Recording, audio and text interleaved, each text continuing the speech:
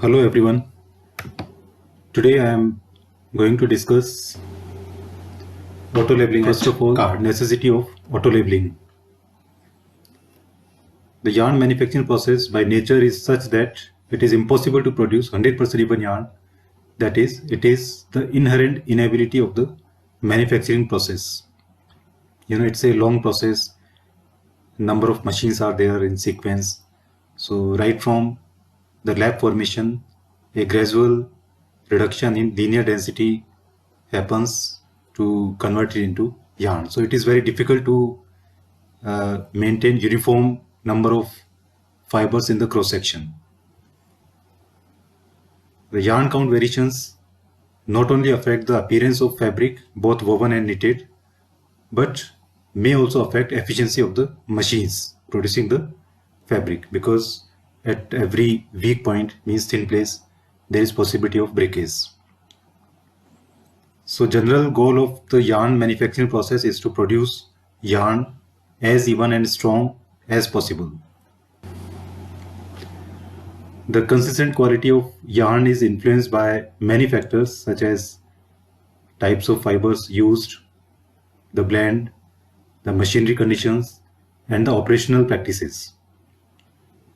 Recent developments such as high production cards, chute feeding to the cards, and the general shortening of the whole spinning process have focused attention on the subject of automatic control of product regularity. As I discussed earlier also, especially with chute feeding system to card, there is no direct control over CV, coefficient of variation, which we have in lab feed system.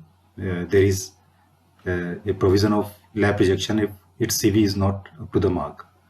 So it is essential to use auto labeling system if we are working with chute feeding system. So auto labeling systems on cards and row frames became a basic requirement for keeping the sliver and yarn count constant. Also, the revolution in microelectronics field made it possible to develop more compact, reliable, and precise auto labelers. Now you should know the range of count variations in sliver. Sliver count variations are mainly the result of imperfections in the card feed system and its geometry.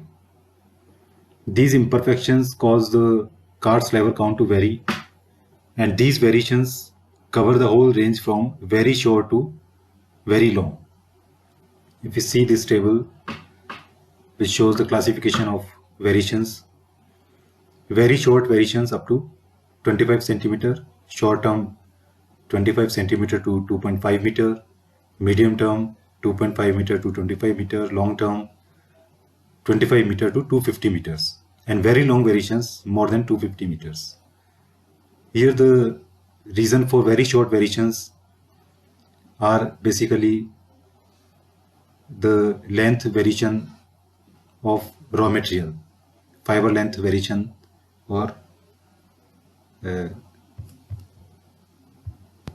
say fiber length is responsible, so it is difficult to control these variations through process. Then short term, medium term, and long term variations, they can be controlled by using a suitable auto labeling system.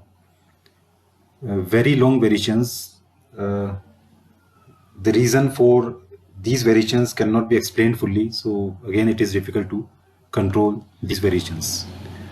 Now, sliver measuring and control system. It is very essential to measure the variation correctly so that accordingly corrective action can be taken. Auto labeling requires a measurement to be made of sliver mass per unit length, and if necessary, take corrective action applied on the basis of the measurement. Measuring system. An auto labeler will be inherently accurate and stable over very long periods of time, provided the sliver measuring system is accurate and stable. There are many techniques available for measuring sliver length, such as direct weighing, mechanical thickness, pneumatic, capacitive, optical, and nucleonic.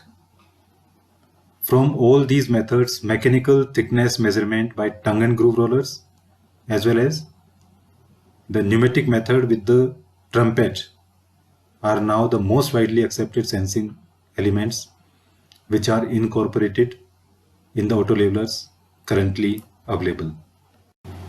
So first one is tongue and groove roller system. In this system, compressed sliver is passed through it. The changes in the thickness of the sliver result in corresponding changes in the position of the top roller. These changes in turn are converted to electrical signal by using a differential transformer transducer which detects the position of the top roller. However, the system requires a measuring accuracy of approximately 0.0075 millimeter. It shows how sensitive the system should be. So that requires a high standard manufacturing tolerance in tongue and groove rollers assembly and considerable accuracy from the electrical transducer measuring the thickness. This is the diagram of tongue and groove roller. This bottom roller, which is known as grooved roller, then top roller, which is known as tongue roller. It is connected with this micrometer with the help of a cantilever.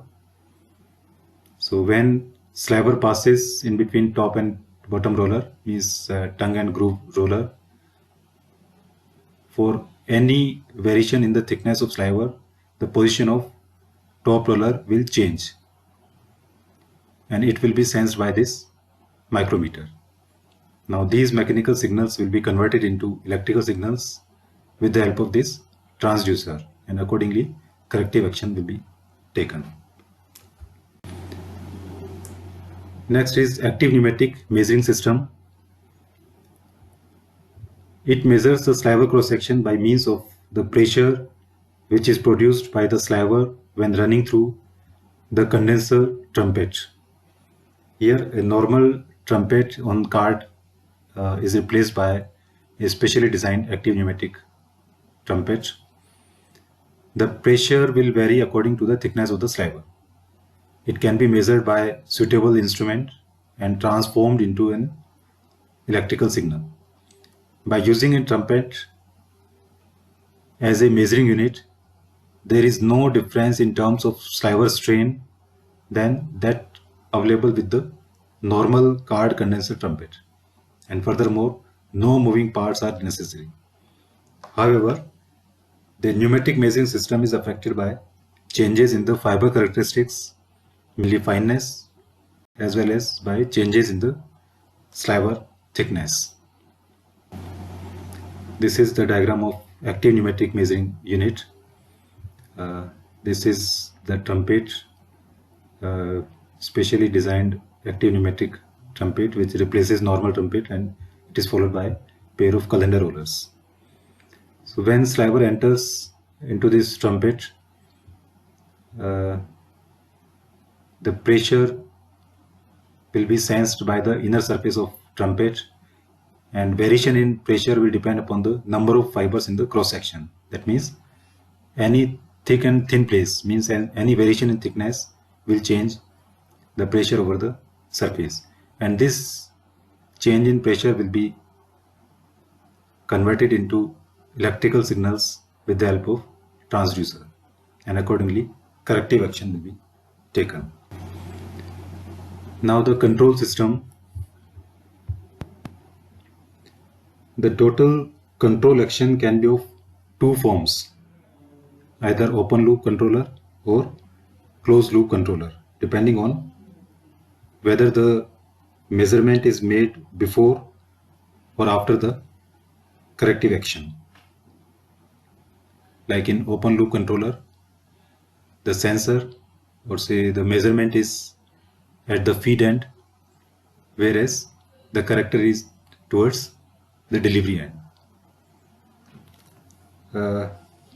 Open loop system has fast response, and are simple in operation, because as soon we detect the variation, immediately correction will take place and slaver will be delivered.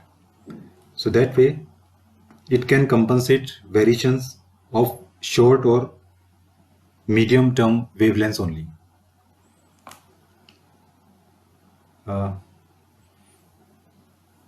Normally in draw frames, we prefer open loop controller system.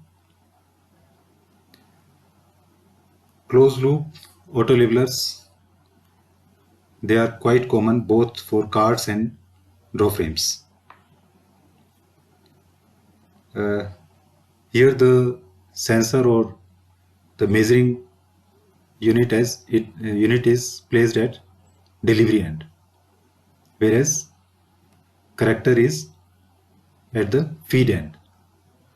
So that way it can compensate medium and long term variations only, because by the time the correction will take place, this much of material which is present in the process will be delivered.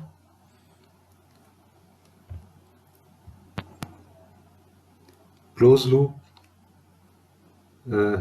system, they suffer from a drawback that they may begin to feed off their own correction. Suppose here we detect a thick place, so accordingly the feed will be reduced and a thin place will be generated. So sometimes it starts measuring it as thin place, and that will be followed by a thick place. So sometimes it go into a hunting mode, unless we use a wide dead band over here, in which that detector do not respond to signal changes or have a highly damped response rate. So that way it may control the medium and long term variations effectively.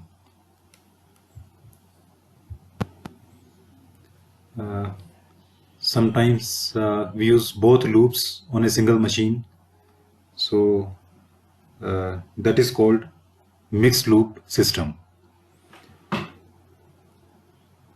Now we'll stop here for today. In my next lecture I will cover types of auto levelers. Thank you.